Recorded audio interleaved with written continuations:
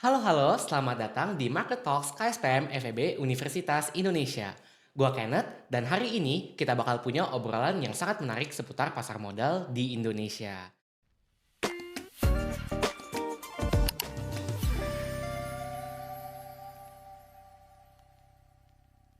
Nah, teman-teman, di Market Talks tahun ini kita bakal ngebahas soal gimana sih kita menyusun strategi investasi di second half of 2026 dalam konteks pasar modal Indonesia. Nah, pada kesempatan kali ini kita juga kedatangan tamu yang sangat spesial nih, yaitu Ko Jason Nathanael selaku founder dari Macro Journal. Welcome nih Ko Jason. Thank you Kenneth, thank you teman-teman dari KSPM FBUI. Halo, mungkin kenalan dulu boleh ya? Boleh kok. Nama saya Jason. Sekarang saya banyak bikin konten di IG, di TikTok, di YouTube. Biasanya jelasin finance and investment kayak anak SD. Jadi kalau teman-teman yang mungkin lebih suka makro, lebih suka ngeliat view dari sisi makro dan data gitu ya dalam berinvestasi, ya mungkin bisa nanti kita ngobrol-ngobrol banyak lah. Bener banget. Gitu. Tagline-nya sini gue jelasin kayak anak SD. Sini ya. gue jelasin kayak anak SD. Ya. Jadi harusnya anak SD bisa ngerti. Kalau anak SD ngerti, aku yakin pasti teman-teman mahasiswa di FEBU ini pasti bakal paham juga ya. Yes. Nah, mungkin sebelum kita bahas yang berat-berat nih kok, boleh cerita sedikit nggak sih Ko Jason tentang awal mula Koko ini pertama kali invest di pasar modal Indonesia gitu kok? Oke, kalau saya pribadi sebenarnya mulai investasi itu pertama di sekitar tahun 2020 ya. Jadi saya ini 2020. angkatan COVID. Pertama waktu itu mulai invest di capital market tuh sebenarnya karena pertama kali menghasilkan uang.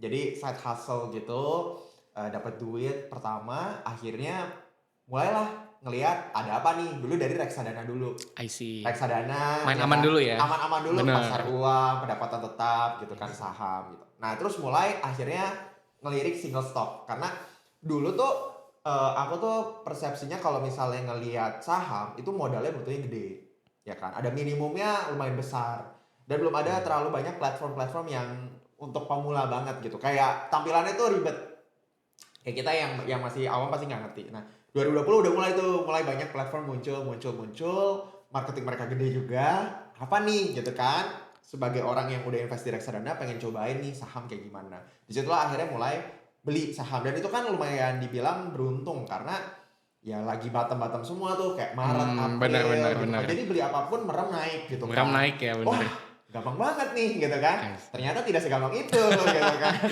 Nggak segampang itu. Jadi awal mulanya sebenarnya gara-gara iseng karena ya mungkin kemakan marketing bahwa di market seperti gampang nyari duit, tapi karena emang aku tuh suka nyari video-video di YouTube kayak tentang market, tentang kayak Warren Buffett dulu gitu kan, I kayak see, wah ini Warren kayaknya orang-orang terkaya di dunia tuh pasti berhubungan dengan financial market gitu. Jarang banget yang kayak kerja terus sampai akhirnya ngumpulin jadi orang terkaya gitu kan. Antara mereka punya bisnis atau enggak mereka invest di financial markets. Jadi dari situ pun oh ya udah, I know kayaknya gamenya ngarah ke sana nih gitu, dan I think it's something that's really fun for me. I see. Kalau boleh tahu dari Ko Jason sendiri mulai investasi 2020. Mungkin boleh ceritain sedikit nggak sejarah tentang Macro Journal yang Ko Jason ini diriin gitu? Oke, jadi Macro Journal itu sebenarnya mungkin tahun lalu ya baru aku bikin. Sebenarnya konsepnya sederhana karena biasanya kalau orang Indonesia investasi tuh mereka peduliinnya news-news yang sifatnya domestik aja gitu kan. I see. Padahal kalau kita punya kacamata yang lebih luas, lebih zoom out, kita bisa lebih ngerti tentang pergerakan harga domestik juga, nggak secara global tapi secara domestik juga. Nah makanya dengan menyajikan data-data ini, hopefully lebih gampang, hopefully bisa di ngertiin anak SD. I see. Jadinya yaudah deh bikin just to share ke teman-teman, dan ada community juga kan. Kita banyak diskusi setiap hari tentang market, tentang the Fed, tentang gold, kayak tentang Indo juga kayak, dan itu jadi sesuatu yang dynamic dan hopefully kedepannya bisa terus edukasiin teman-teman yang lain supaya ngerti tentang makro. I see. Jadi teman-teman kalau misalnya mau banget nih ya untuk ngerti tentang makro investing, boleh banget untuk join komunitasnya dari Ko Jason ya di Yes. Macro Journal. And it's free. It's free for everyone. Jadi jangan lupa untuk join sekarang juga di Macro Journal. Yes. Mungkin kok aku pengen bahas sedikit soal tagline-nya Ko Jason nih. Sini gue jelasin kayak anak SD. Itu terinspirasi dari mana sih kok? Nah sebenarnya kalau ngomongin tagline ini lumayan hoki-hokian juga lah ya. Hoki-hokian. Jadi sebenarnya waktu itu udah bikin konten tentang finance dan investing, cuman kok kayaknya ngerasa nggak terlalu kena ya ke orang, kayaknya perlu ada tagline yang bikin orang inget gitu. So I ask my friends kayak kalau gue bikin konten atau gue lagi sharing tentang sesuatu, what actually stood out sih, what's my value proposition gitu ya, kalau di USP-nya apa nih. Terus katanya, oh lu bisa menjelaskan sesuatu tuh lumayan gampang. Ya, oke, ya lu bisa mensimpelkan sesuatu yang susah. Lama-lama jadinya mikir, ada ketemu satu quote dari Einstein bilang, kalau if you cannot teach to a 6-year-old, that means you have not really mastered the topic gitu kan. I see. Terus ya udah, anak umur 6 tahun, anak umur SD, ya udahlah jelasin kayak anak SD gitu. Akhirnya ya udah it just sticks. Terus beli topi anak SD yang dipakai terus gitu kan. Dan itu somehow sticks. Jadi kadang orang kalau ketemu pernah lihat, oh lu yang sering pakai topi anak SD ya. So I think like it kind of works. Jadi trademarknya gitu jadi ya. Jadi trademarknya gitu. Mungkin kalau dari pertama kali investing nih kok, dari 2020 sampai sekarang, kira-kira ada nggak sih evolusi mungkin cara berinvestasi gitu ya? Mungkin tahapan-tahapannya mungkin awalnya dulu cuman FOMO, sampai sekarang kita ngeliat makronya gitu. Sebenarnya baik banget ya berubah ya. Style investingku berubah, style tradingku berubah. Awal-awal sebenarnya udah pasti pakai feeling biasanya ya. Pakai feeling. Feelingnya apa? Nah dulu tuh sering diajarinnya gini, kalau mau investasi katanya invest tuh yang kita pakai barangnya sehari-hari. Jadi misalnya nih, oh ada mie instan, ya kan? Oh tahu. Beli mobil di mana? Tahu, gitu kan? Pakai telepon kuotanya pakai apa? Tahu. Lama-lama mikir, oh yaudah deh, ini kan perusahaan bagus, udah lama, pasti harusnya naik terus dong sahamnya. Nah ternyata nggak kayak gitu. Jadi kena prank dikit lah di sana. Jadi mulai, oh ternyata saham itu tuh di bawahnya tuh ada bisnis, dan bisnis itu ada yang menggerakkan kenapa ada satu bisnis yang lebih mahal, ya kan? Valuasinya daripada yang lain, dari prospeknya, dari apa. Jadi banyak, nggak cuma produknya kita lihat. Nah di situ kelamaan mulai sebenarnya lebih ngedalamin sisi bisnisnya dulu sih. Jadi kayak lebih fundamental of the business tuh, bisnis how modelnya business ya? works gitu. Nah kebetulan emang aku tuh jurusan bisnis dulu, jadi it kind of sticks, kayaknya ini lebih make sense gitu kan. Nah cuman abis itu belajar juga over time, oh ternyata mau bisnisnya sebagus apapun, kalau emang ada perang somehow di ujung dunia sana, itu akan efek seberapa murah dan mahal uang itu bergerak. Jadi uang bergerak tuh ternyata bisa nggak bergantung bisnisnya lagi bagus atau jelek, tapi sesimpel karena ada satu orang di sana ngomong apa, dan satu orang di sana bikin kebijakan apa. Nah turns out makro tuh menjadi menentukan arahnya juga gitu. Nah di situ mulai akhirnya mikirin dari sisi makro, dari sisi suku bunga seperti apa, currency seperti apa. Ternyata itu punya dampak yang sangat besar ke fundamental bisnisnya, sekalipun itu belum kejadian. Jadi it's already priced in before it's happening in the business itself. Nah menurut aku itu yang menarik dengan macro investing gitu. I see. Berarti emang kita ngelihat, let's say perspektif makronya dulu gitu ya? Bener, kita ibaratnya lihat dari versi paling zoom outnya dulu, helicopter view-nya, baru pelan-pelan kita zoom in sampai ke si bisnis emitennya, asetnya tuh gimana gitu. Berarti pendekatannya mungkin kalau teman-teman tahu top down approach gitu ya? Top down analysis. Iya, betul. Mungkin kalau misalnya Ko Jason nih rewind dikit gitu ya, 2020 pertama kali investing sampai sekarang, apa sih mungkin nasihat yang mungkin Ko Jason ini paling pengen kasih ke diri sendiri gitu? Mungkin I wish dulu pas awal mulai jangan terlalu gampang kemakan sama headline berita. Headline news. Karena headline news itu punya, dulu kita mikir kalau beritanya dari media yang ternama bilang kayak begini udah pasti benar gitu kan, artinya sahamnya bakal naik. Tapi kadang kan mereka emang ya udah for the sake of exposure and media. Misalnya I've been in media now and kinda understand how media works. You wanna get all the attention kan, mau dapetin perhatian dari orang-orang. Jadi waktu itu dulu misalnya salah satunya pas 2020 tuh banyak kemakan sama sektor farmasi. Ada itu masa-masanya gitu kan, KF, IRA tuh, INAF tuh. Wah itu kan kayak, wah ini kayaknya COVID bakal kayak gini. Ya turns out kan sebenarnya secara underlying yang terjadi di lapangan tidak seperti itu gitu kan. Tapi karena ceritanya kebanyakan baca headline tapi nggak mendalami bisnisnya, ya udah gitu kan, ruginya rugi juga gitu gara-gara FOMO di sana. Jadi I wish nggak se-FOMO itu waktu itu, terlalu banyak ngikutin berita di media karena tidak se-reliable itu juga sebenarnya gitu. I see. Berarti buat teman-teman investor di sini ya, nggak boleh FOMO ya? Nggak boleh FOMO. Kita harus do your own research ya. Do your own research itu benar banget. Itu bukan cuma disclaimer influencer di konten, tapi emang benar-benar do your own research gitu. Cari sendiri, cari sumbernya, catat sendiri gitu kan. Apalagi sekarang pakai AI, you can analyze lebih dalam lagi sekarang. Mungkin kita mau coba transition to the main discussion yang ada sekarang nih kok. Kita udah ngebahas let's say strategi investasi dari Cojason sendiri gimana. Kita mau ngebahas gimana kalau kita ngelihat makro selama the first half of 2026. Mungkin kalau dari Cojason sendiri, kalau kondisi market di first half 2026, kalau dirangkum dalam satu headline, kira-kira apa sih headline-nya? Kayak aku bakal bilang kepleset berulang-ulang kali. Kepleset berulang-ulang kali. Kepleset berulang kali karena kita itu ibaratnya kepleset itu nggak cuman dari satu sisi tapi dari segala arah. Kayak di Januari kita kena dari MSCI. MSCI bikin announcement langsung harga jebol semua, IHSG hancur. Terus kayaknya udah mulai dilakukan nih perbaikan. Mulai tuh Maret April rupiahnya melemah luar biasa cepet banget gitu kan. Terus kita mulai lihat, kita ngerasa, waduh ini sampai kapan? Apakah akan turun kan? Karena setiap hari naiknya 100 perak kan. 100 perak dolarnya gitu. Sampai kita ngeliat juga kebijakan-kebijakan yang ya problematik lah. Banyak isunya, korupsi yang udah kebukti juga kemarin. Jadi I feel like it's been a huge challenge dari sisi domestik kita. Belum lagi ada perang. Gitu Ada perang kan, juga ya. di Timur Tengah. Jadinya benar-benar emang ini tuh ibaratnya apesnya tuh apes banget gitu.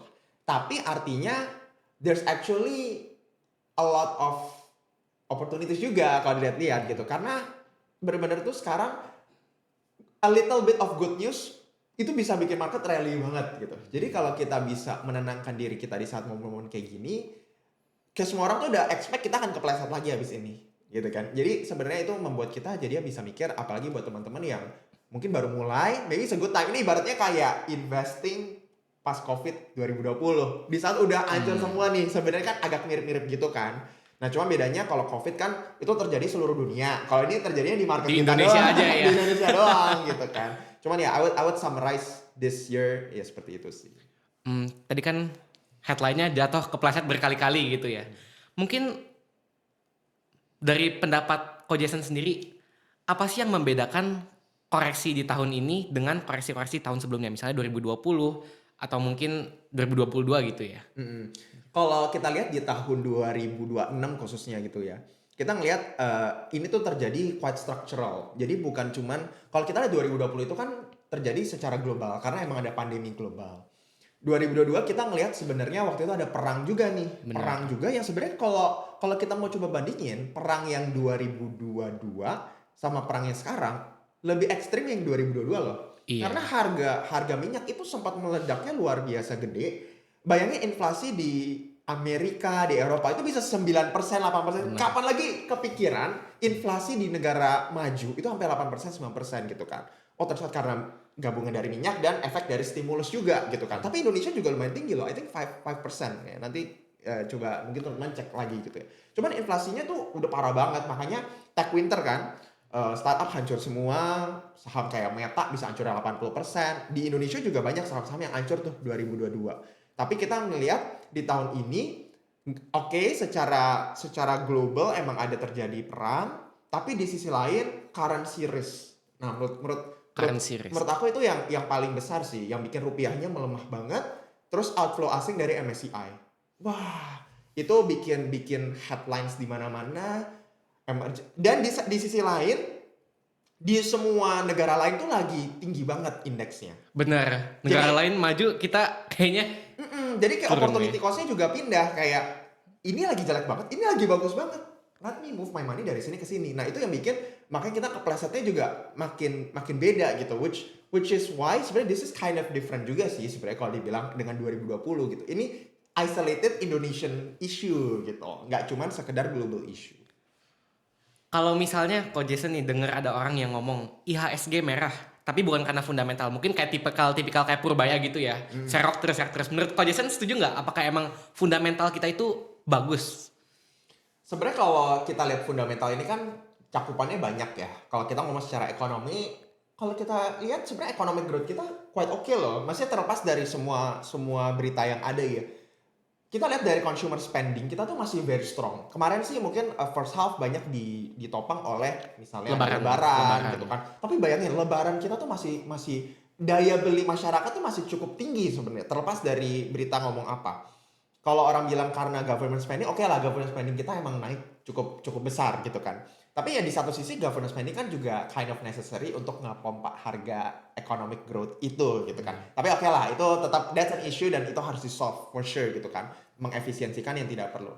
Nah, tapi kalau dibilang fundamental ekonomi kita sebenarnya much much better daripada headline news yang ada. Tapi bukan berarti itu tidak bisa jadi makin memburuk. Yang paling crucial kalau sekarang misalnya gue bisa lihat itu adalah tentang defisit.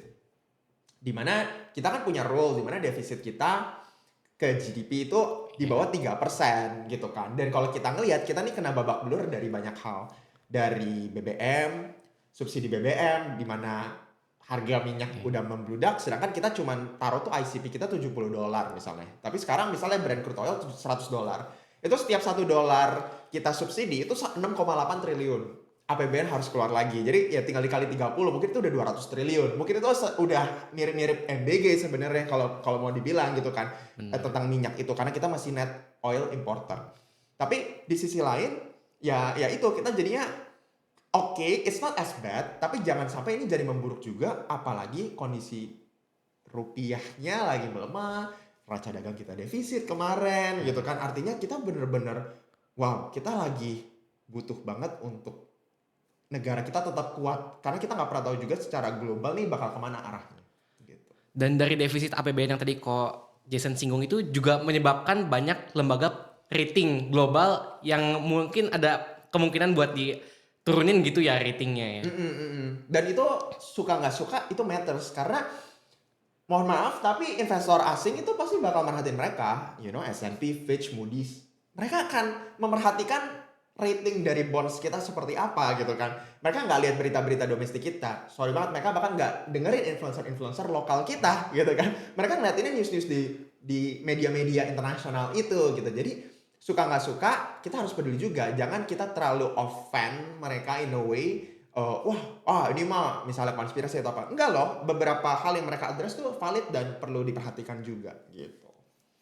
Menurut Ko Jason sendiri, kita ngelihat udah banyak nih kita kepleset berkali-kali. Kira-kira menurut Ko Jason, kapan sih kita ngelihat ada turning point? Atau mungkin di mana kita bisa melihat mungkin IHSG bakal rally lagi atau mungkin bakal sideways gitu menurut Ko Jason?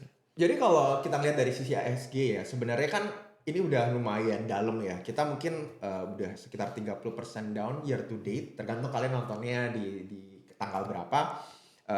Net flow asing itu udah keluar sekitar 70 triliun rupiah. Dimana itu cukup besar sih dalam hitungan cuman mungkin setengah tahun. Nah kalau kita ngeliat kondisi kayak gini, sebenarnya yang paling memungkinkan katalis untuk menaikkan balik IHSG yang pertama udah pasti dari sisi MSCI.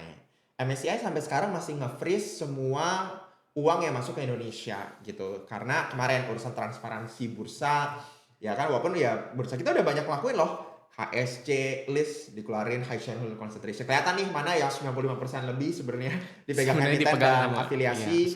Terus kepemilikan 1% dibuka semua gitu kan. Nanti katanya rencana free float mau dinaikin ke 15%. Jadi sebenarnya kita udah mulai banyak melakukan pembenahan. Takes time of course.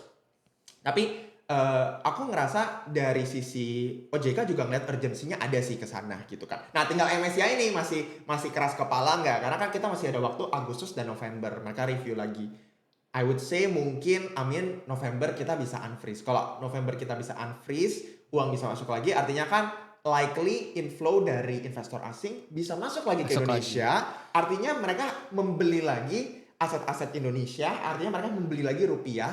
Hopefully rupiahnya juga menguat gitu. Kalau misalnya rupiah bisa menguat ke 17.500, 17.000, I would say IHSG nggak mungkin masih sideways di sini aja gitu. Tapi selama sekarang misalnya USD masih 18.000, I think it's kinda hard, agak sulit sih kalau kita mau berharap IHSG balik ke misalnya ke 7.000 lagi, ke 8.000 lagi. Jadi mungkin katalisnya dua itu, MSCI dan dari sisi rupiahnya. Yang sebenarnya ditentukan banyak juga sama ya, yang ketiga ya kebijakan dari pemerintah lah. Itu kan yang nanti menentukan juga nanti bond ratings dan lain sebagainya, tentang defisit dan lain sebagainya. Kalau menurut Ko Jason sendiri dia kan udah nyinggung soal MSCI ya. Kalau seandainya nih Indonesia terutama OJK gitu ya atau mungkin Bursa Efek Indonesia berhasil menjawab concern dari MSCI, apakah foreign inflow ini bakal kembali secepat foreign outflow kemarin atau mungkin prosesnya jauh lebih lama gitu? Eh, Mungkin prosesnya akan lebih takes time ya. Karena kalau misalnya kita ngelihat ini akan sangat volatile sebenarnya. Dia akan banyak masuk keluar, tapi kita ngelihat sendiri deh. Pertama misalnya transaksi harian kita IHSG. Kemarin-kemarin bahkan sempat di bawah 10 triliun sehari gitu kan. Mungkin cuma 9 triliun. Nih sekarang udah mulai nih membaik lagi as per this recording date gitu ya. Mungkin udah sampai 20 triliun, belasan triliun.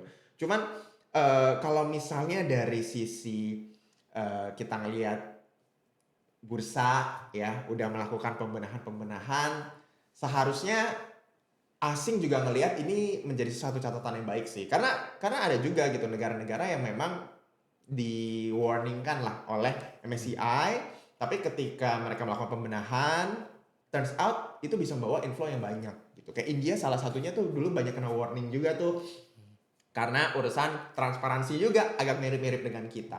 Tapi dengan melakukan pembenahan-pembenahan ini, akhirnya banyak juga yang masuk dari investor asing. Tapi I think it's really important to ask the second question juga sih, Kenneth ya. Dimana kenapa kita selama ini selalu bergantung sama investor asing? Benar. Padahal uang domestik kita tuh sangat besar loh. Institusi-institusi lokal kita itu pegang duit kelola tuh ratusan triliun rupiah. BPJS TK, Taspen. Nah, I was just wondering gitu, bagaimana jika mereka masuk ke equity market nih?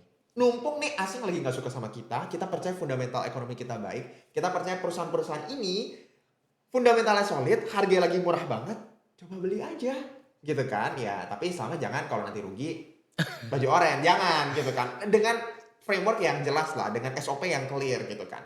Tapi ya itu, kalau kita sebenarnya punya uangnya sendiri, ya udah mungkin ini waktu yang oke juga kita beli dari kepemilikan investor asing gitu kan, sehingga kita nggak gampang dimainkan naik turunnya berdasarkan flow masuk keluarnya asing gitu. Jadi kita nggak gitu tergantung sama asing ya. Dan emang kalau misalnya kita ngeliat kan pemerintah emang udah ada wacana gitu ya buat jadi BPJS segala macam ini jadi liquidity provider ya Iya, untuk market iya. di Indonesia. Kira-kira kalau menurut Ko Jason seberapa feasible sih misalnya kayak let's say Danantara atau mungkin BPJS Fund Manager Indonesia ini let's say bisa jadi liquidity provider yang bisa nge-handle kalau misalnya asingnya keluar nih. So ini pertanyaan yang bagus. Tapi I would say at the end of the day, I can use all the economic data. It's actually about the political will aja sih.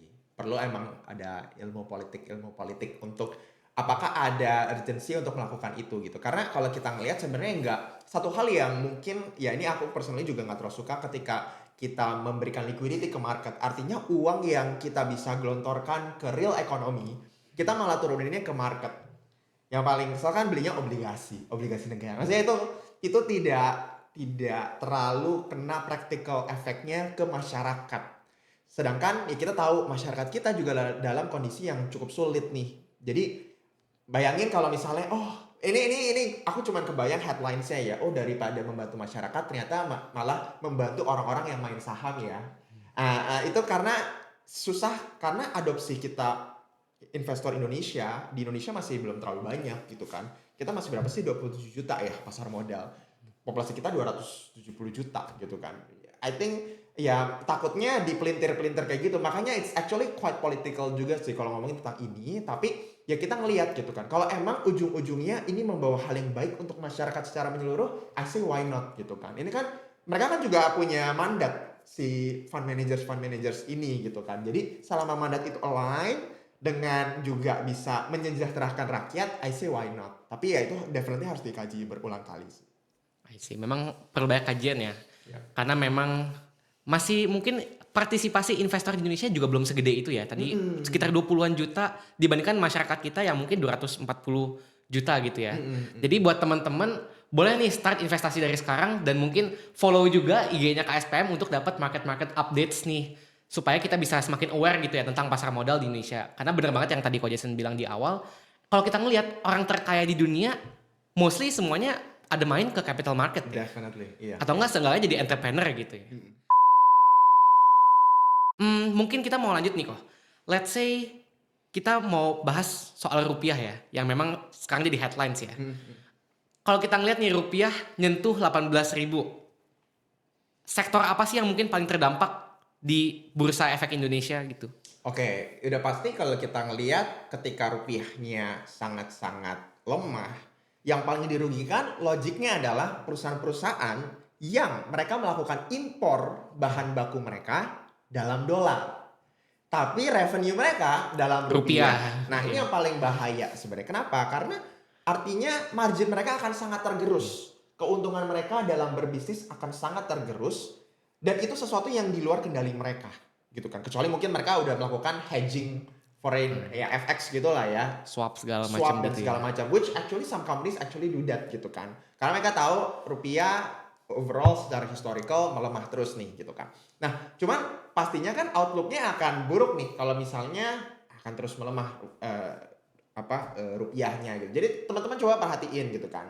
Misalnya kalau kita ngeliat apa sih yang bahan bakunya impor. Ya misalnya kayak pharmaceuticals. Sebenarnya kan itu banyak kita nggak bisa produksi sendiri di Indonesia gitu kan. Nah, dan sektor-sektor lain ya kalian coba cari gitu ya. Coba think about it gitu. Sektor mana yang banyak impor untuk bahan-bahannya, tapi dia bahkan nggak ekspor. Dia malah jualnya ke lokal. Nah, sama juga sebaliknya. Yang diuntungkan sebenarnya adalah perusahaan yang Eksportir. eksportir bahan bakunya di dalam negeri, jualannya ke luar negeri. Nah, ini kalau kayak gini biasanya banyak kan saham-saham komoditas sebenarnya. Nah, tapi teman-teman harus cek karena ada juga emiten komoditas yang ternyata mereka itu banyak kan jualannya domestik.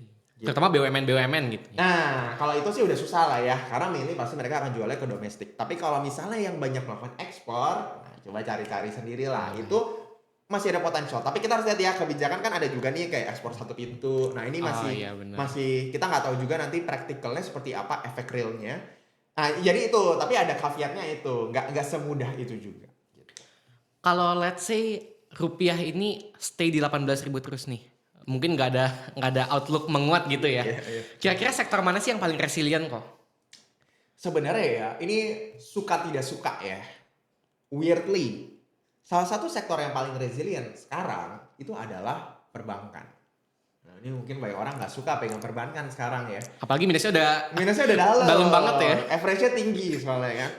Tapi teman coba bayangin, misalnya gini. Year to date IHSG itu turun sekitar mungkin 30%-an ya per hari ini. Kalau teman-teman lihat saham-saham yang kemarin narasinya konglomerasi, itu mungkin udah turunnya 50% lebih ya.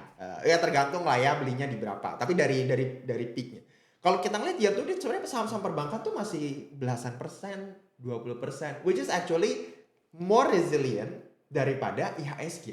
Padahal rupiahnya udah melemah juga, gitu kan. Dan bahkan mereka banyak dibuang oleh asing juga, gitu kan. Tapi kita bisa ngelihat sebenarnya salah satu sektor yang resilient adalah perbankan. Nah, cuman ya udah kalau kalian invest di perbankan misalnya ya kalian jangan expect return 100% setahun every year. Itu kurang realistis lah gitu kan. Cuman kalau misalnya teman-teman harus pilih dari semua sektor yang resilient, sebenarnya salah satu saham yang resilient secara sektor, mereka masih menghasilkan revenue yang oke, dividend yield yang tinggi, itu sektor perbankan. Tapi of course, teman-teman harus sesuaikan dengan profil resiko dan tujuan keuangannya gitu kan. Ya harus punya ekspektasi yang benar juga gitu. Jadi dari segala sektor yang ada, ya sebenarnya paling resilient adalah pegang US dollar. Kalau nggak mau menghilang ya. Atau ya pegang cash gitu kan. Cuman kalau misalnya emang harus pick a sector untuk parkirin duit, ya sebenarnya sekarang perbankan is an interesting option sih. Gitu. Karena memang mungkin kalau kita ngeliat faktornya kenapa perbankan bisa turun dalam banget gitu ya, karena memang banyak foreign outflow itu ya. Bener, jadi kalau perbankan kemarin ini kenapa banyak turun? Yang dimana baik turunnya itu sebenarnya ya relatif lah, dibilang banyak turun, oke lah, ya lumayan dalam juga lah untuk level perbankan ya. Cuma relatif ke lain kan sebenarnya nggak separah itu. Tapi kalau kita ngelihat perbankan ini kan adalah the heart of the Indonesian economy. Jadi kalau misalnya investor asing pegang Indonesia, terus mereka mau lepas pelan-pelan Indonesia, mereka kan pasti ibaratnya jualin dulu saham-saham perbankannya. Kayak misalnya salah satunya BBCA, yang dimana weighting BBCA di indeks kita itu gede banget, paling gede lah dibanding saham-saham lainnya. Jadi mungkin selama ini penurunan signifikan dari perbankan itu mainly disebabkan oleh ya investor asing mau lepasin Indonesia, bukan karena perbankannya tapi karena Indonesianya gitu. Apalagi banyak headline sell Indonesia gitu ya. Iya, nggak tahu deh itu siapa yang bikin lah. Mungkin kalau kita ngomong lanjut soal dolar nih, pemerintah Indonesia kan terutama Bank Indonesia gitu ya, udah banyak melakukan intervensi atau mungkin kebijakan moneter untuk supaya rupiah ini nggak makin melemah gitu ya. Kita ngelihat in just a few months, mungkin under 1 month gitu ya, Iya, iya. BI rate udah naik sampai 5,75% gitu ya, more than 75 basis point. Dan kemungkinan meskipun kemarin per tanggal recording ini di hold ya 5,75%, ekonom-ekonom banyak yang memperkirakan bakal naik ke 6% atau mungkin higher gitu ya. Iya, iya. Menurut Ko Jason, apakah langkah intervensi dari let's say Bank Indonesia atau mungkin otoritas moneter atau otoritas fiskal ini udah cukup? Dan apakah ini bakal let's say memulihkan rupiah ke level 17 ribuan gitu ya? Karena sampai sekarang nih kita rekaman masih 18 ribu gitu ya kok ya? Iya, iya. Ini sebenarnya yang sangat tricky dengan moneter. Jadi teman-teman mungkin kira tugas BI itu gampang ya. Tapi it's kinda tricky. Kenapa? Karena tadi Kenneth bilang tentang dinaikin ke 575 dalam relatif waktu yang sangat singkat. Sangat singkat. Sebenarnya kan tujuannya dinaikin suku bunga ini adalah untuk supaya rupiahnya menguat.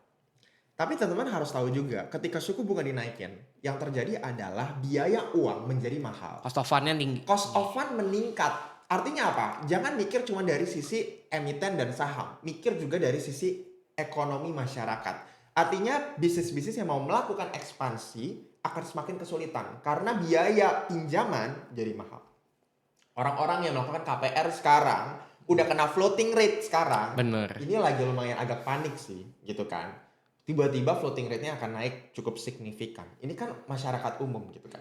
Jadi dari sudut pandang Bank Indonesia nih dilema. Kalau dia nggak naikin, rupiahnya terus Makin melemah. terperosok. Tapi kalau misalnya dia naikin terlalu banyak, masyarakatnya makin lesu. Udah tahu ekonominya lagi tidak baik gitu kan. Kondisi sosial juga lagi kurang baik. Jadi dilemanya sebenarnya beratnya di sana. Belum lagi kita lihat dari sudut pandang The Fed-nya. Di mana sekarang The Fed itu 3,75% rate-nya, suku bunganya. Ada kemungkinan di tahun ini rate hike 1-2 kali.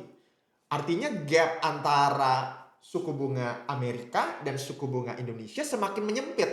Sedangkan ini negara maju yang bisa dibilang risk free rate nih, nggak ada resiko. Jadi benchmark gitu Jadi ya? benchmark, makin menipis kan. Kenapa saya harus invest di Indonesia? Kalau saya bisa dapat return yang cukup tinggi, invest di Amerika yang notabene-nya Resikonya rendah. resikonya rendah. Jadi trikinya sebenarnya di sana.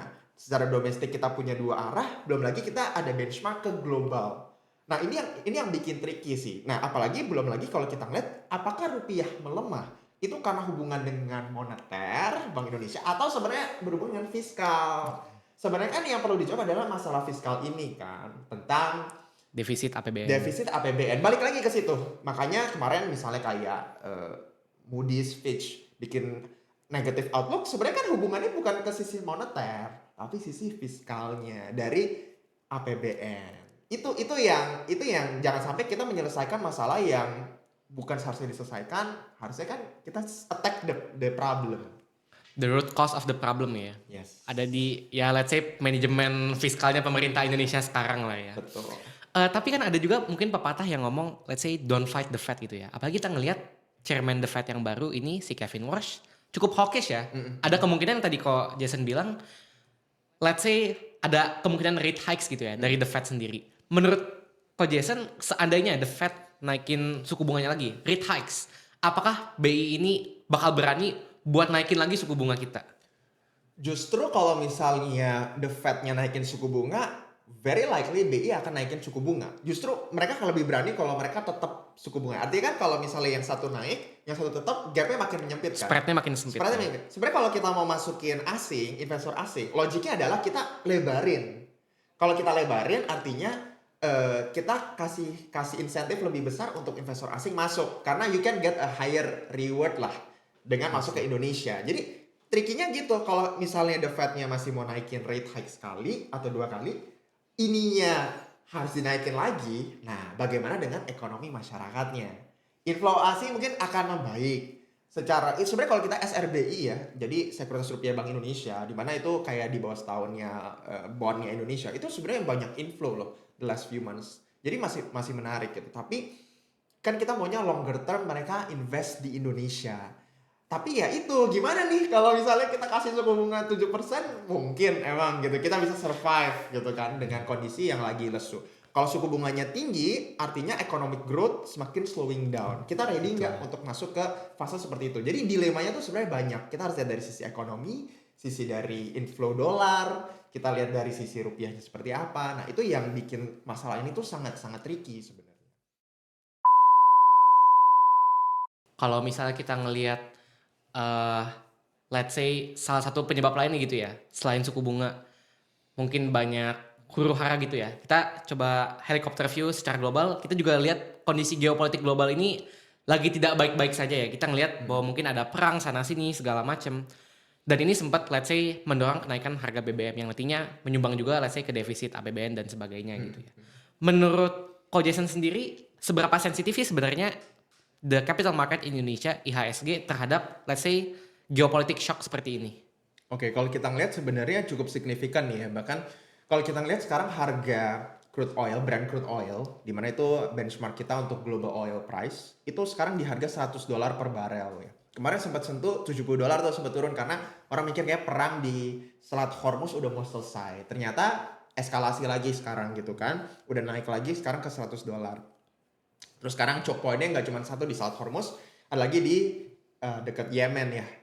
Selat Bab el Mandeb, dimana itu kalau di Yemen itu nanti nyambungnya ke Suez Canal. Jadi cukup signifikan juga, itu global trade banyak banget lewat dari Suez Canal.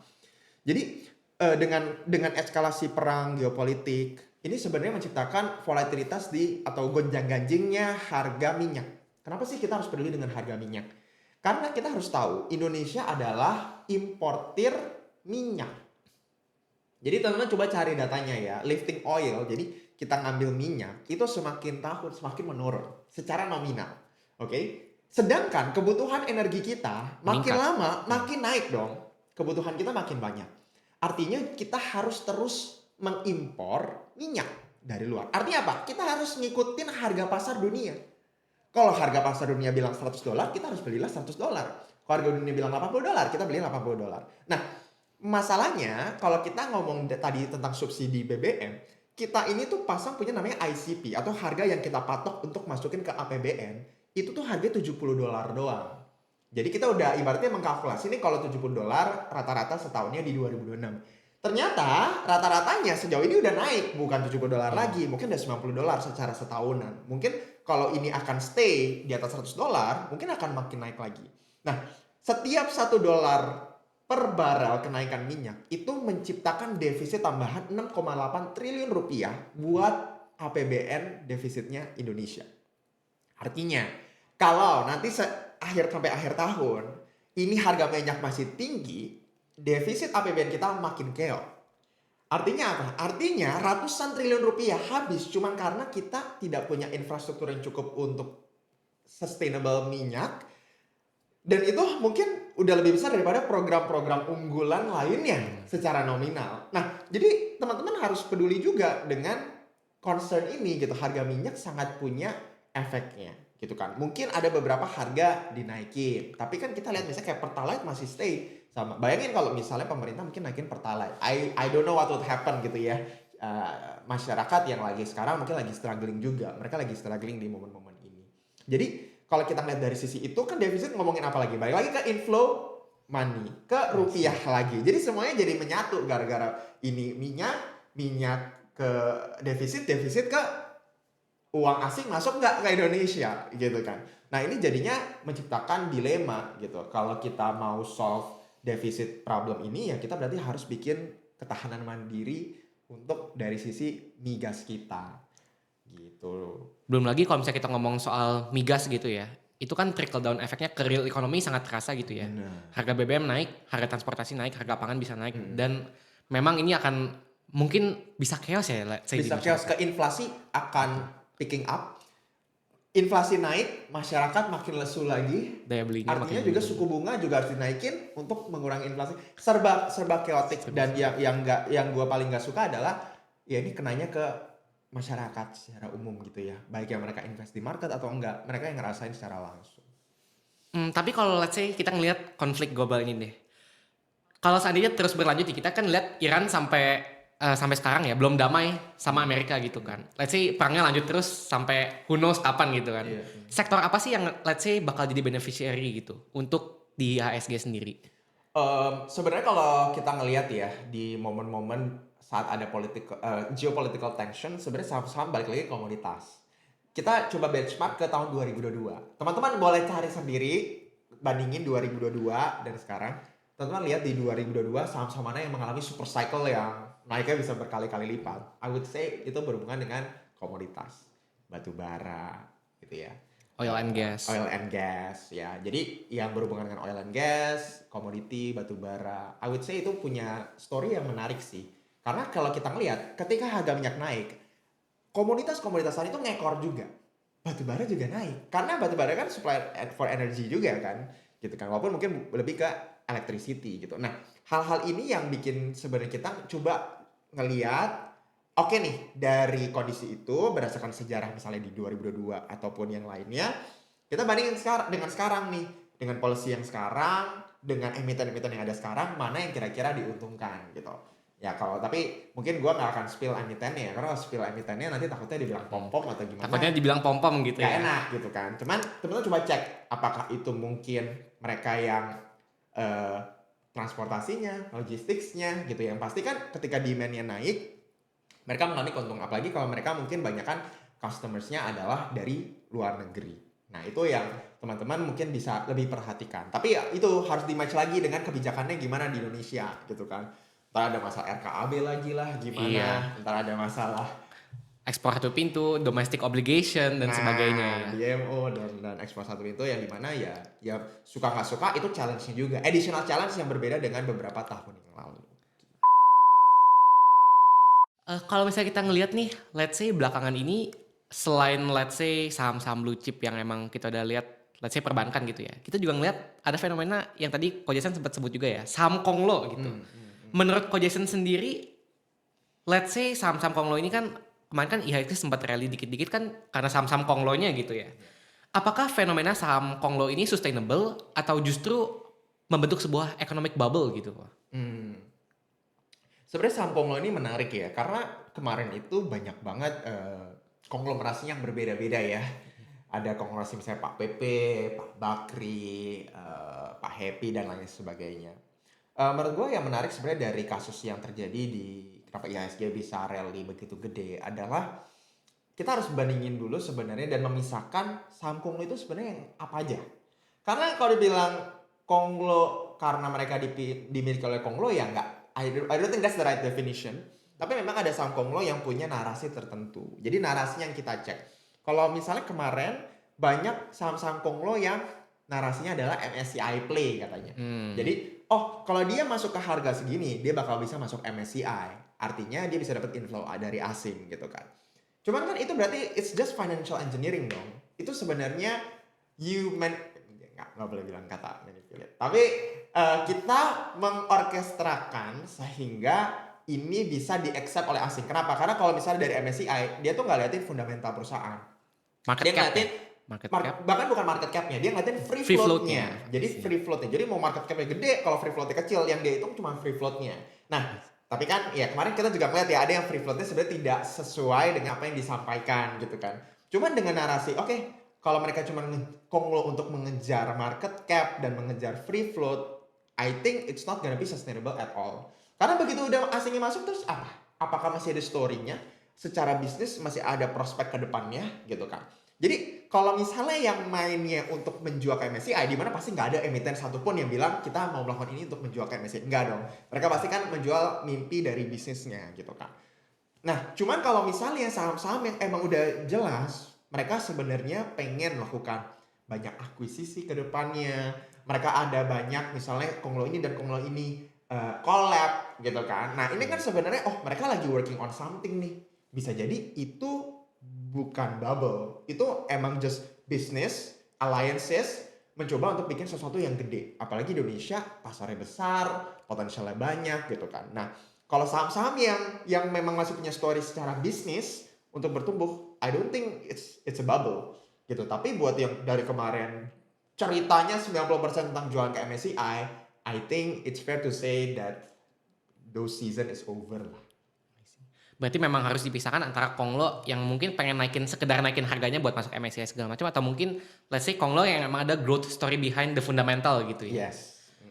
Tapi kalau misalnya kita lihat nih, IHSG itu kan balik lagi yang tidak aku bilang sempat rally karena saham Konglo. Apakah ini membuat let's say rally-nya IHSG ini let's say kurang representatif tentang kondisi market sebenarnya? Totally agree sebenarnya. Jadi ada yang bikin kan, maksudnya comparisonnya antara LQ45 dan IHSG. Jadi sebenarnya IHSG naik, I forget the numbers, gue lupa angkanya. Tapi ketika IHSG naik segini sampai berapa? 9.000 ya. Sebenarnya LQ45 tuh nggak naik sampai setinggi itu. Betul. Gapnya tuh lumayan gede loh, perbedaan antara itunya. Jadi kalau dibilang tidak merepresentasikan, sebenarnya bisa dibilang iya, tidak terlalu merepresentasikan gitu kan. Karena sama juga ketika marketnya turun gede banget IHSG, sebenarnya kalau kita ngelihat yang di LQ45 tuh turunnya nggak segede itu juga gitu. Nah jadi ya ini sebenarnya I don't know tentang bagaimana mereka melakukan indexingnya. Apakah itu harus dikaji ulang sehingga nggak ada tuh saham-saham yang tidak liquid gara-gara ada yang beli 2 lot 3 lot bisa gerakin indeks 1 2 poin 3 poin gitu kan. Maksudnya itu sesuatu yang sebenarnya harus ya supaya merepresentasikan, karena ketika mereka lihat IHSG kemana itu juga mereka akan nentuin kan mereka mau masuk atau enggak. Kalau misalnya IHSG minus 2% ya unlikely kalau misalnya investor asing mau masuk di saat momennya seperti itu, padahal mungkin minus 2%-nya disebabkan oleh dari penurunan yang nggak liquid ini. I see. Mungkin kalau misalnya dari Ko Jason sendiri ada nggak sih indikator atau mungkin selain LQ45 dengan IHSG gitu ya? Ada nggak sih indikator tertentu yang harus dipantau oleh investor buat cari tahu nih kapan sih saham Konglo ini mulai kehilangan momentumnya? Sebenarnya yang paling gampang yang paling kita bisa lihat quantifiable data itu adalah transaksinya, dari jumlah transaksinya. Coba perhatiin deh jumlah transaksi di saham-saham Konglo ini sekarang dan tahun lalu gitu kan. Mungkin kalau tahun lalu trading volume masih besar, kalau sekarang udah mulai mengecil. Nah ini sebenarnya agak susah kita expect rebound di saat trading volume kecil. Kita nggak tahu nih makin kecil nggak. Karena ada loh, terjadi loh saham yang dari 8.000 ke 800 ke 50 perak. Itu mana terjadi gitu kan. Tinggal cek sendiri saham itu apa. Jadi udah turun 90% nih, kapan lagi turun 90%? Bisa loh saham yang udah turun 90%, turun 90% lagi bisa banget. Jadi teman-teman ya harus perhatiin, ya itu sih, I think salah satu yang paling gampang trading volume. Tapi ya teman-teman harus perhatiin definitely fundamental dari bisnisnya. Makanya harus selalu mempertanyakan tesis kenapa masuk. Saya masuk untuk investasi atau untuk trading? Kalau saya trading, tesisnya salah kalau apa? Kalau rugi berapa? Kalau apa yang terjadi? Kalau investasi, saya mau cut loss kalau apa? Kalau perusahaannya ternyata tidak berhasil sesuai dengan mungkin apa yang dia promise, mau menghasilkan produksi berapa, jual berapa, kita harus punya tesis yang bisa quantifiable dihitung. Nah, jadi fair, kita nggak pakai emosi, nggak pakai feeling, By data ya? By data gitu. Mungkin kalau sedikit recap nih the market condition on the first half 2026 gitu ya. Ada winnernya, ada losernya. Nanti kita udah bahas dengan kondisi geopolitik yang ada. Mungkin ada beberapa saham yang diunggulkan, ada juga mungkin yang kalau misalnya dia bahan bakunya dari luar negeri, penjualnya ke dalam negeri akan sangat dirugikan. Kita ngeliat juga let's say saham-saham Konglo ya teman-teman, atau mungkin saham-saham big bank kalau teman-teman ada yang punya gitu ya dan udah cukup dalam koreksinya. Kita udah bahas juga. Nah sekarang kita pengen menjawab pertanyaan-pertanyaan dari para penonton KSPM FEBUI ini. Ada beberapa pertanyaan yang masuk ke kita nih kok. Mungkin aku izin bacain pertanyaan yang pertama nih kok. Kalau boleh tahu, kemarin waktu IHSG crash, portonya tetap hijau atau merah darah nih kok? Oke. Kalau aku secara personal tetap rugi sebenarnya. Tetap rugi, tapi tidak rugi sama kayak indeks lah. Jadi dibilang rugi, tapi rugi nggak sedalam itu. Karena jujur pas crash 28 Januari, aku banyak buang barang waktu itu. Karena benar-benar ada event extraordinary yang, wah ini kayaknya time to offload banyak barang gitu kan. Jadi tidak separah itu, tapi aku tidak expect benar-benar jatuhnya bakal sedalam ini. Plesetnya berkali-kali ya? Plesetnya nggak expect jujur. Kayaknya, ini kayaknya pas kayak mungkin Februari, Maret lah. Mungkin udah mulai potensial nih gitu kan. Kayaknya mereka ya ngebluff lah. MSCI kayak agak ngebluff dikit gitu. Turns out I'm quite wrong lah di situ. Apalagi mungkin kalau kita ngeliat dulu waktu awal tanam masih inget Purbaya bilangnya IHSG 36.000 ya. Kalau kita ngeliat sekarang, waduh kayaknya udah gimana gitu ya. Mungkin pertanyaan kedua nih kok. IHSG bottom di berapa kok?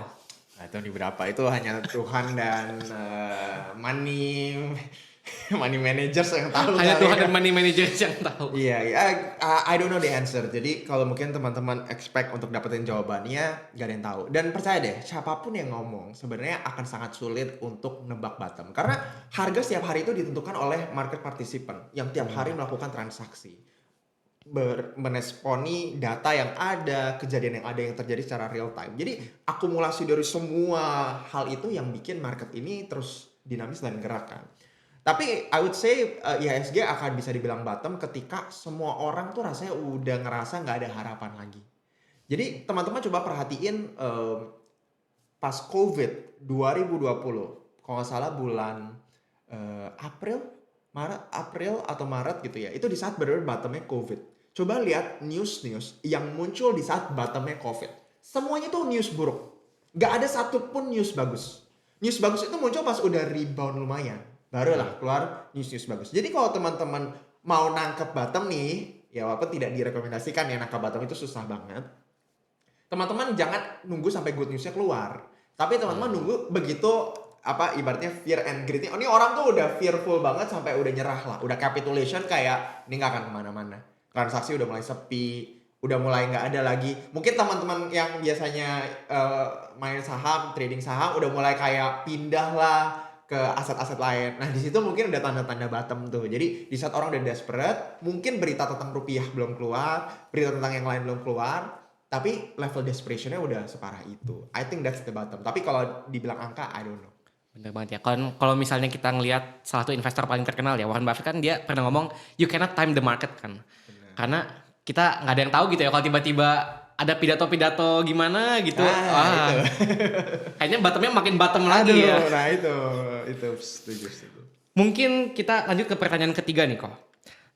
Presiden Trump baru aja ngumumin tarif baru sebesar 10%. Is it a bad news or a good news to IHSG since sebelumnya tarifnya itu di 19%?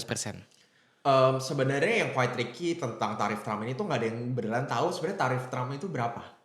Jadi beberapa waktu lalu pas tarif-tarif Trump awal sempat ngobrol sama Cicu Ai juga gitu ya. Dia ada sempat bilang, gue aja nggak tahu tarif Trump itu sebenarnya yang real berapa. Karena dia keluarin angka berapa, terus tiba-tiba dari Mahkamah Agungnya atau apa bilang, oh ini tidak lawful. Ini Supreme Court-nya. Iya, Supreme Court-nya bilang ini nggak legal yang dilakukan oleh Trump. Jadi kita nggak pernah tahu gitu. Dan harus dibayar balik gitu dari tarif-tarifnya. Jadi kayak kita nggak pernah tahu ini seberapa real dan apakah minggu depan ganti lagi peraturannya. Jadi I would say sebenarnya mungkin market udah terbiasa dengan new normal Trump. Asal ngomong apa, jadi sebenarnya nggak terlalu signifikan banget sih. Terlepas dari orang yang mencoba mengkait-kaitkan, oh ini turun karena urusan Trump gitu. Padahal sebenarnya mungkin dari kemarinnya udah turun juga. Atau orang udah pada tahu berita ini dari beberapa hari yang lalu. Jadi nggak terlalu signifikan banget sih. Maksudnya dibanding skala masalah yang kita hadapin di IHSG sekarang ya.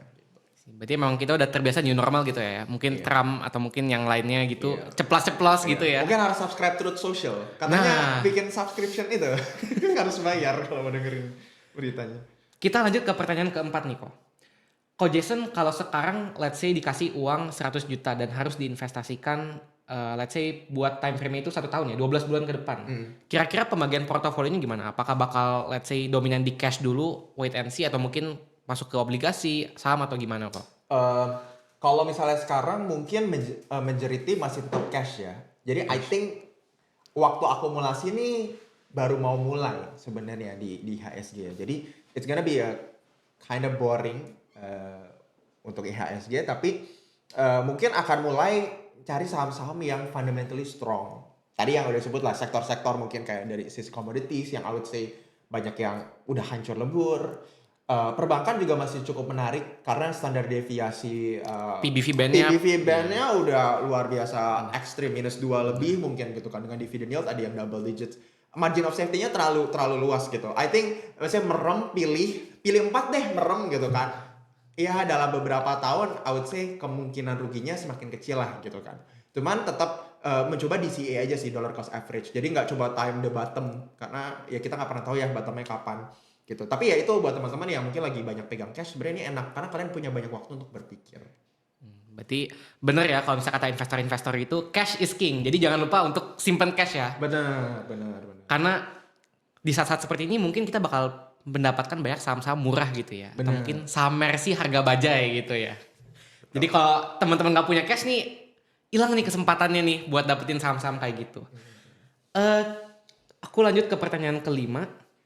Kok mau tanya dong, banyak mahasiswa yang merasa analisis makro itu terlalu rumit. Menurut Ko Jason, indikator makro apa aja yang sebenarnya itu wajib dipahamin oleh investor pemula?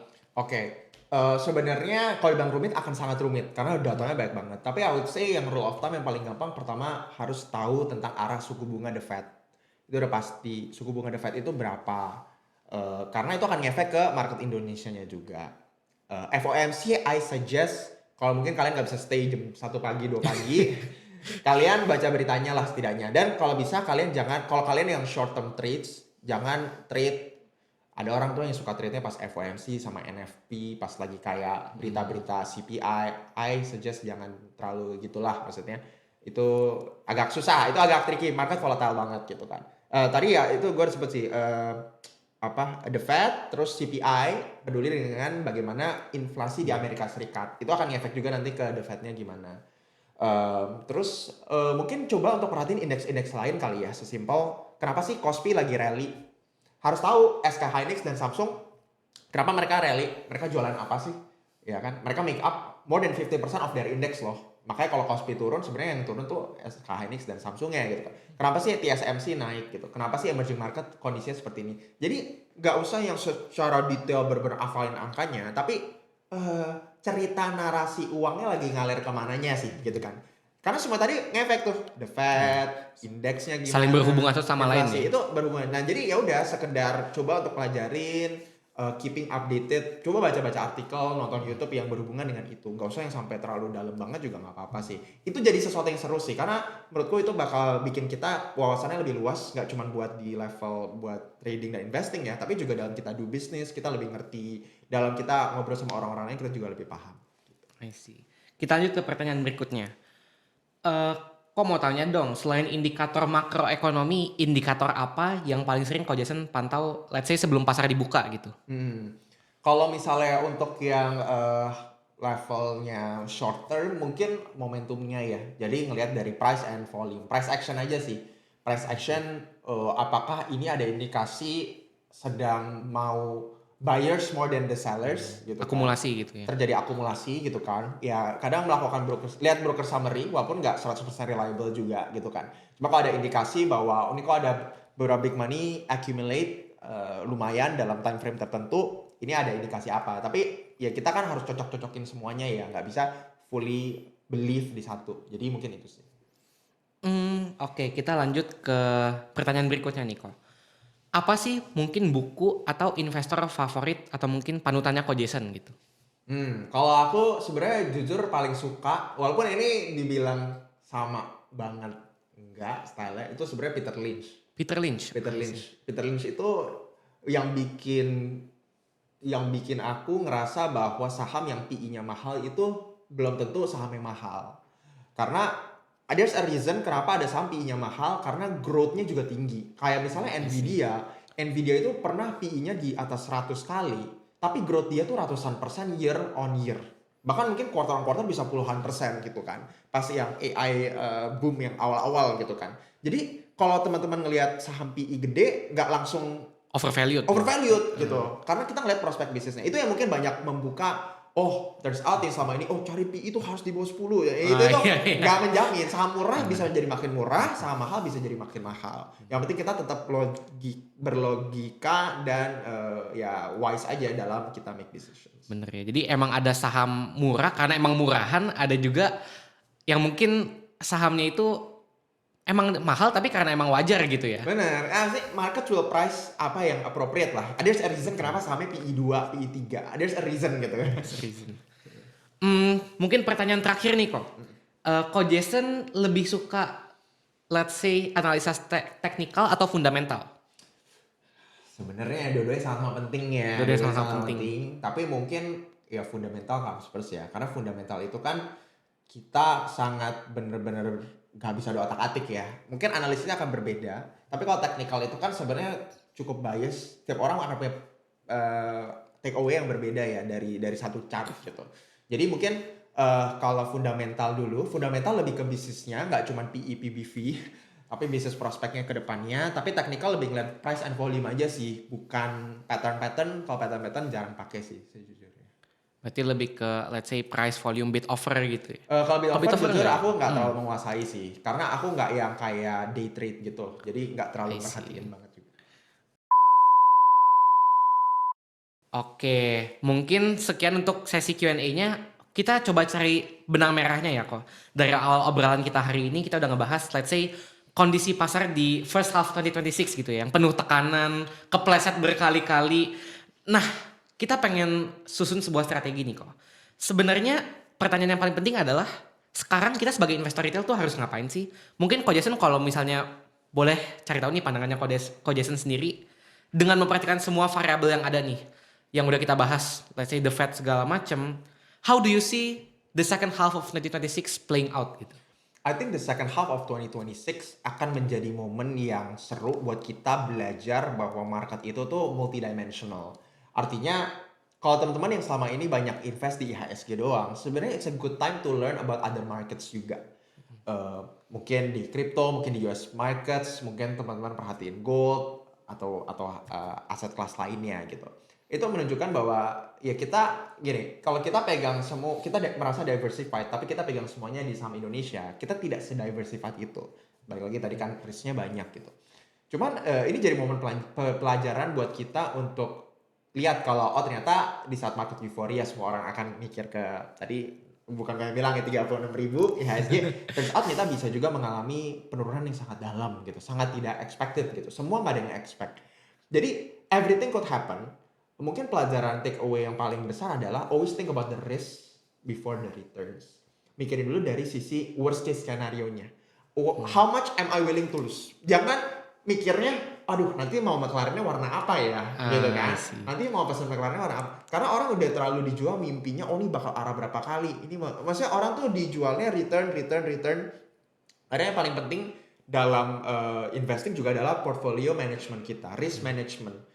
Kan kita sering dengar ya compounding is the eighth wonder of the world. Compounding kan kalau untung compounding. Jangan lupa rugi itu bisa compounding juga loh.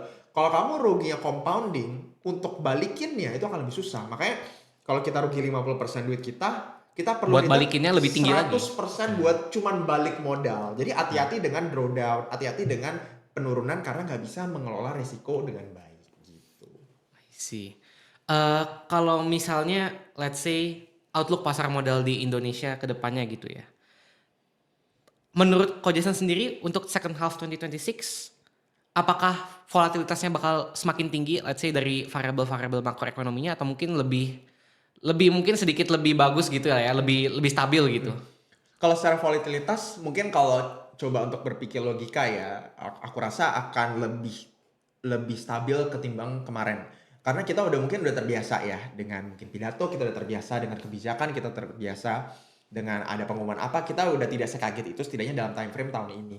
Tapi apakah kita akan mengalami rally yang besar, apa kita akan balik ke all time high kita? I think it's gonna be a challenge, unlikely ya menurut aku gitu ya. Karena kita harus realistis juga, banyak banget PR-PR yang kita harus lakuin. Things have been so different sekarang dibanding mungkin 7 bulan yang lalu, banyak banget perubahan yang berbeda. Jadi I think it's gonna be a boring sideways, transaksi masih nggak akan terlalu bergairah gitu. Kecuali PR-PR yang tadi yang kita udah sempat discuss itu udah mulai diselesaikan, dari investor asing appetite-nya juga udah mulai suka lagi dengan aset-aset rupiah. Nah, mungkin di saat itu kita baru bisa mengalami inflow dan juga rally yang quite significant. I see. Mungkin kalau dari semua faktor yang kita udah bahas nih dari hari ini, apa ada suku bunga, rupiah segala macam, apa sih mungkin katalis utama atau mungkin faktor tertentu yang mungkin jadi game changer ya? Apakah mungkin IHSG bakal rally-nya makin kuat atau mungkin malah makin anjlok gitu? Kalau misalnya IHSG mungkin paling pertama MSCI kali ya. MSCI akan sangat nentuin foreign flow masuk lagi ke Indonesia atau enggak. Sebenarnya kalau kemarin salah satunya yang bikin kita apes juga itu adalah ketika kita lagi turun banget, Korea dan Taiwan itu lagi naik banget. Jadi kan mereka pindahin duitnya ke sana. Ini kan sebenarnya kalau kita ngeliat Korea ini udah agak mulai banyak koreksi besar nih kan. Orang-orang di sana pada pakai margin udah liquidated semua tuh. Ya kan orang-orang udah pada liquidated semua. Udah kena margin call. Udah margin call. Jadi ya mungkin waiting kita mungkin akan di adjust lagi sehingga menjadi lebih baik. Kalau misalnya kita di unfreeze nih di bulan November, itu akan jadi good news. Jadi pertama mungkin MSCI, yang kedua mungkin katalis yang akan the big game changer itu rupiah sih. Ketika rupiahnya benar-benar menguat quite significant, di mana itu terjadi loh, momen-momen rupiah menguat quite significant untuk berbulan-bulan gitu. Itu bisa terjadi juga. Tapi ya udah pasti kalau rupiahnya membaik, artinya ya mungkin outlook dari bonds kita juga udah oke. Defisit kita mulai lebih terjaga. Mungkin dari sisi efisiensi pemerintah, kepastian kebijakan juga semakin tertata. Di saat itu terjadi dan I'm sure it's gonna happen gitu kan. Time frame-nya kapan ya kita doakan supaya secepat mungkin gitu kan. Karena ya aku rasa mereka juga nggak deaf lah gitu. Mereka dengerin juga kok aspirasi kita. Tapi ya kita lihat aja nanti tanggal mainnya kapan kira-kira. Sih. Jadi memang mungkin faktor yang paling utama mungkin salah satunya MSCI gitu ya, atau mungkin ada yang lain juga. Kalau kita lihat nih dari semua katalis positif itu, kalau seandainya itu benar-benar terjadi nih, let's say rupiah makin menguat, ya narasinya bagus gitu ya, dan IHSG mungkin mulai rally lagi. Kira-kira ketika IHSG ini mulai rally, seandainya rally gitu ya, kita mendoakan semoga rally gitu ya. Amin. Seandainya rally nih, sektor apa yang kemungkinan besar paling terdampak secara positif? Oke. Kalau kita ngeliat sebenarnya yang berarti kita coba reverse psychology. Berarti apa yang kemarin banyak dirugikan pas lagi crash gitu kan. Kalau kita ngeliat kan mungkin saham-saham yang memang punya porsi kepemilikan asing besar kayak perbankan. Perbankan kan sangat didorong oleh asingnya gitu ya. Nah, saham konglo mungkin akan terpengaruhi juga, tapi balik lagi konglonya bukan untuk MSCI play, tapi konglonya emang yang dibeli karena ya asing suka mungkin saham-saham yang berbau komoditas lah mungkin gitu ya, yang memang punya story yang masih panjang karena Indonesia has always been a cyclical market gitu, bukan untuk market yang di hold for 20 years gitu. Jadi mungkin saham-saham di sektor itu yang menarik gitu ya. Pasti yang banyak dipengaruhi oleh inflow asing gitu. Indonesia has always been a cyclical market ya. Kalau kita lanjut nih, tadi kan Ko Jason udah sempat singgung juga ya. Always see the risk first ya, baru returnnya gitu ya. Kira-kira kita udah bahas katalis positif gitu ya. Kalau misalnya resiko dari Ko Jason sendiri, apa sih resiko yang mungkin paling berpotensi menggagalkan IHSG bakal rally ke depannya?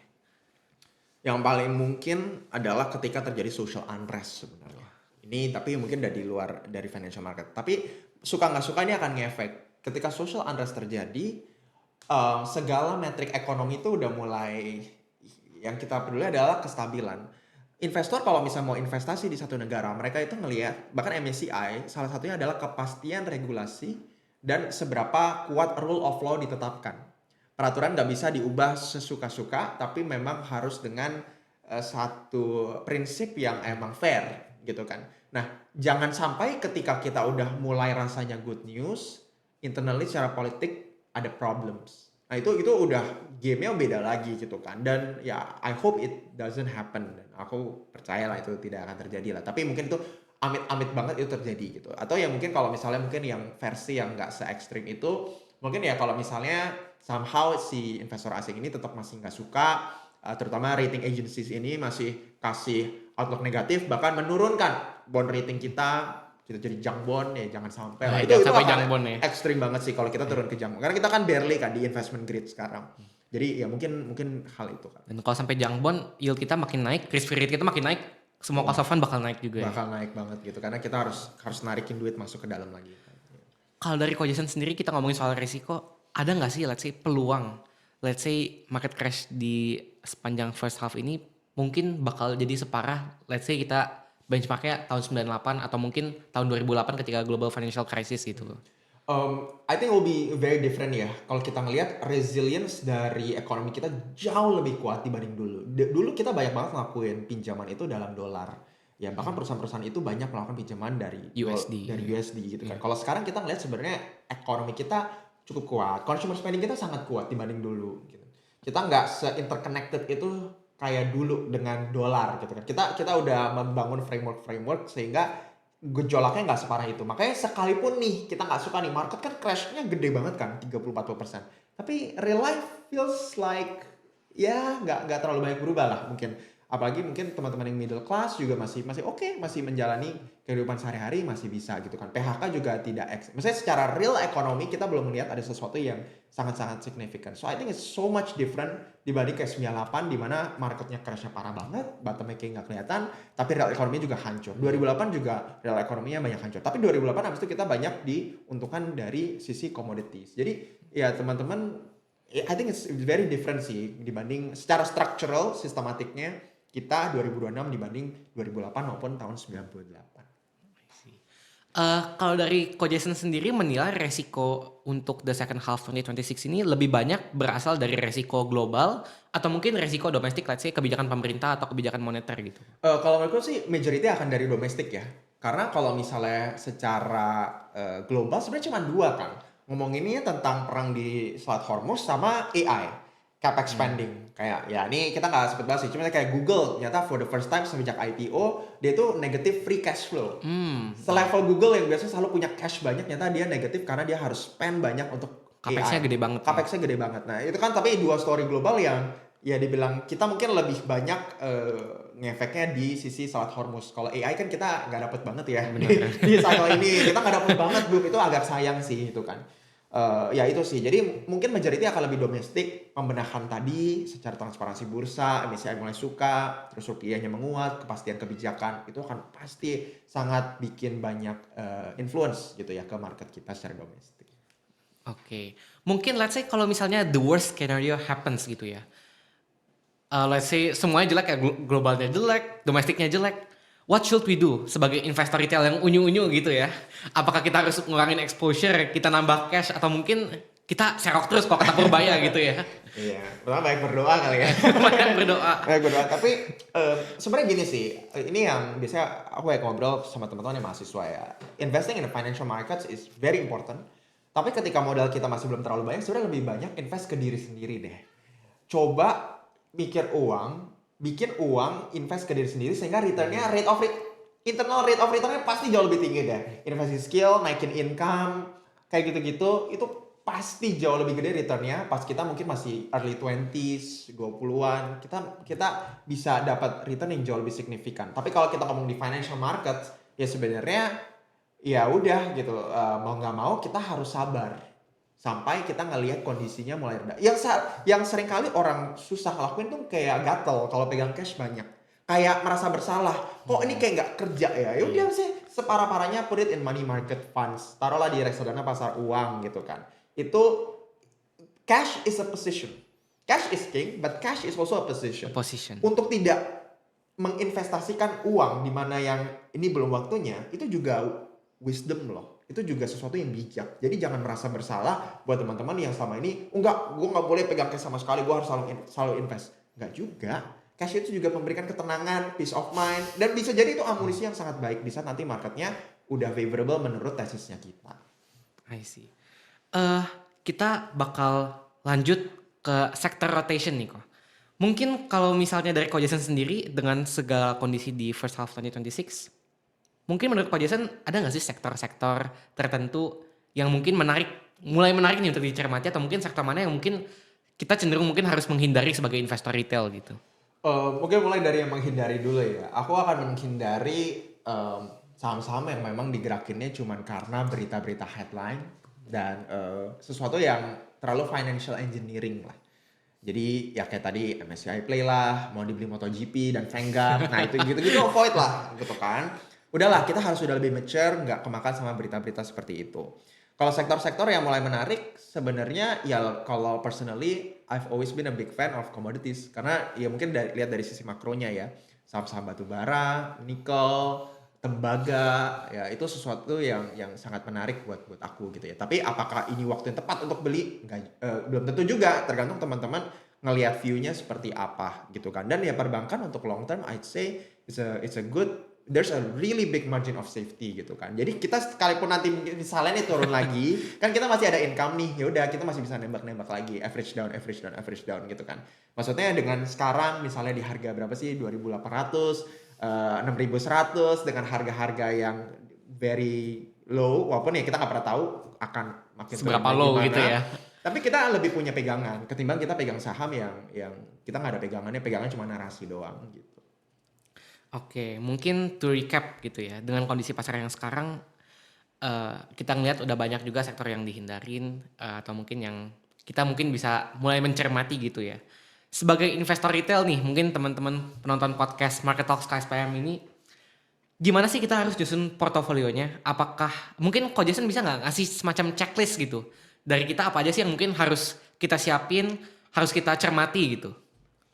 Yang pertama udah pasti harus tahu dulu profil resiko kalian tuh seberapa. Jadi stylenya aku sama style kalian akan berbeda gitu kan. Secara umur akan berubah juga nih profil resiko. Jadi coba lakukan banyak tuh kuesioner profil resiko. Coba diisi deh. I know you've been trading stocks a long time, tapi coba diisi sekali lagi gitu kan. Apakah selama ini you're actually taking too much risk?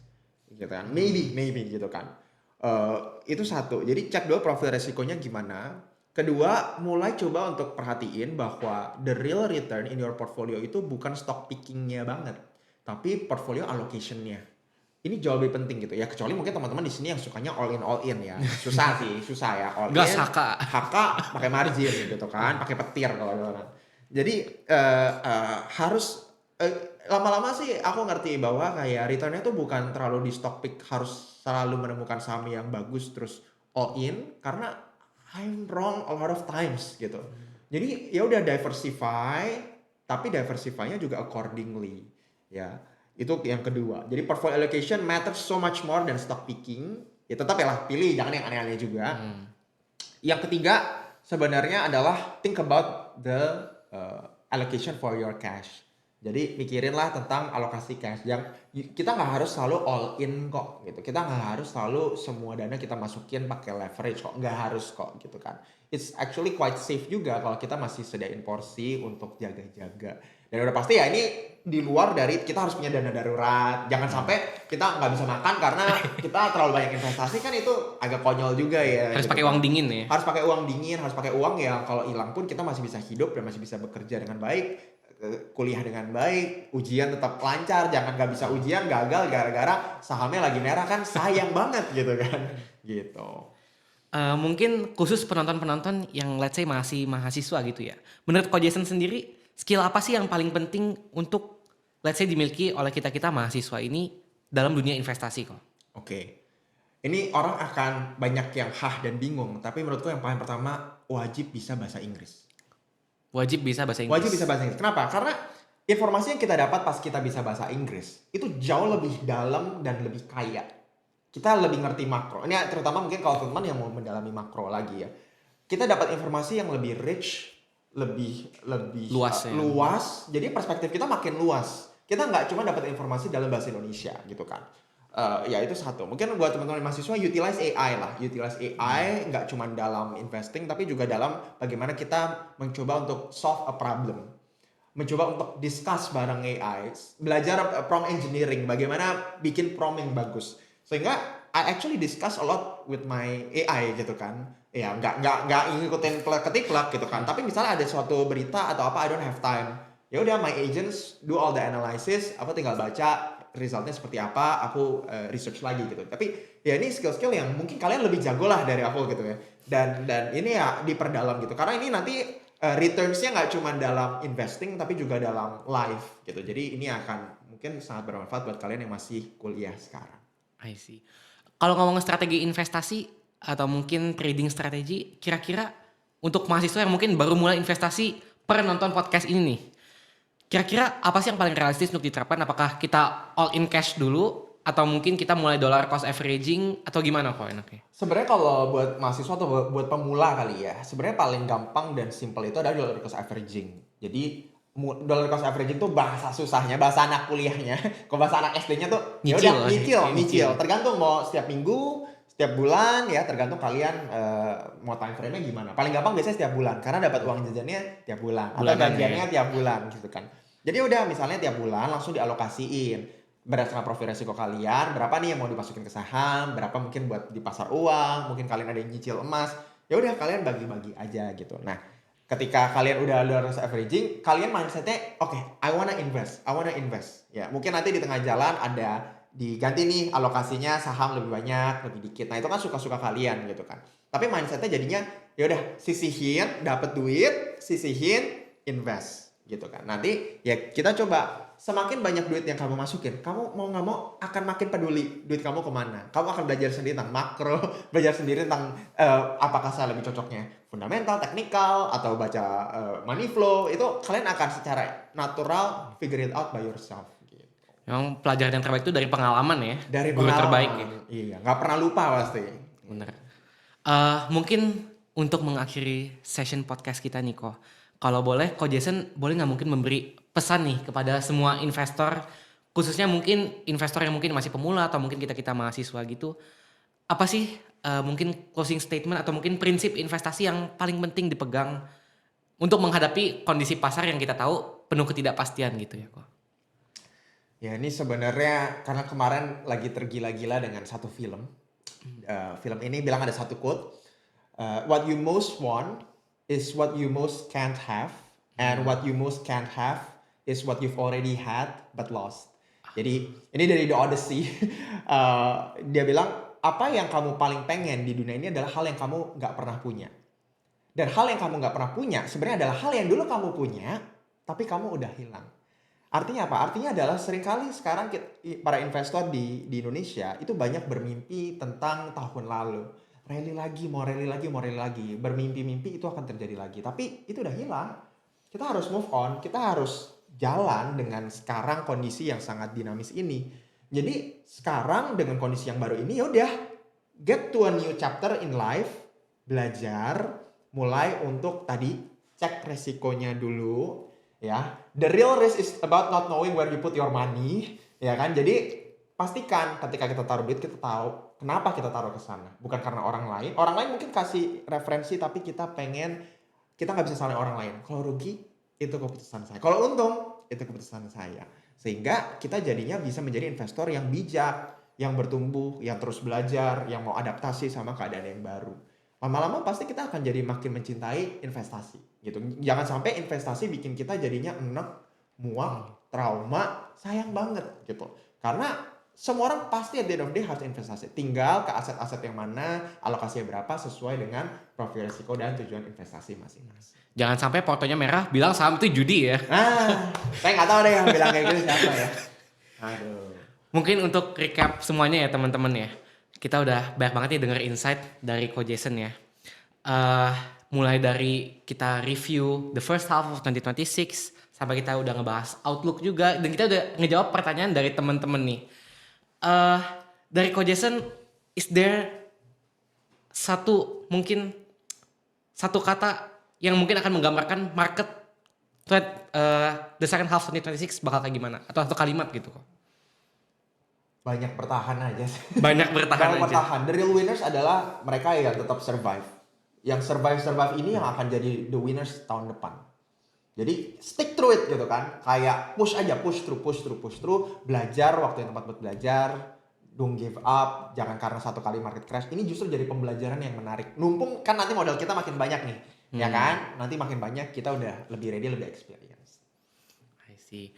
Berhubung teman-teman ada time constraint juga ya di sini ya.